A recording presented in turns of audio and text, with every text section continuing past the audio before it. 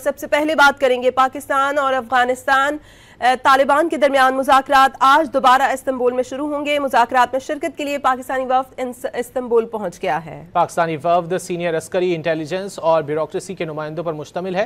ذرائع کے مطابق مذاکرات کے دوران پاکستان کی جانب سے افغان سرزمین سے ہونے والی دہشت گردی کے خاتمے کا مطالبہ دہرایا جائے گا۔ وزیر دفاع خواجہ آصف کا کہنا ہے کہ افغان طالبان سے مذاکرات پیش رفت کی امید پر ہی کیے جا رہے ہیں۔ پیش رفت کا امکان نہ ہو تو پھر وقت کا ضیاع ہے۔ خطے میں قیام امن کے لیے افغانستان دانشمندی سے کام لے۔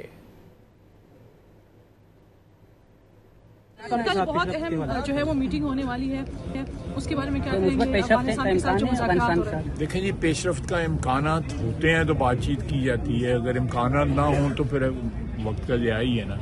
تو جو ڈیلیگیشن آج چلا گیا ہے اور مذاکرات کل صبح شروع ہو جائیں گے۔ لیٹس ہوپ کہ کوئی دانشمندی سے کام لیں افغانستان والے بھی، اور اس خطے میں جو ہے امن جو ہے وہ ریسٹور کیا جا سکے۔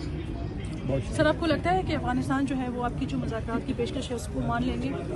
لیکن مذاکرات تو ہو رہے ہیں، مذاکرات کی پیشکش نہیں ہے، مذاکرات تو ہو رہے ہیں۔ جو آپ کے پوائنٹس یا ہماری تو پوائنٹ یہ ہے کہ اپنی سرزمین سے جو ہے پاکستان کے اوپر حملے بند۔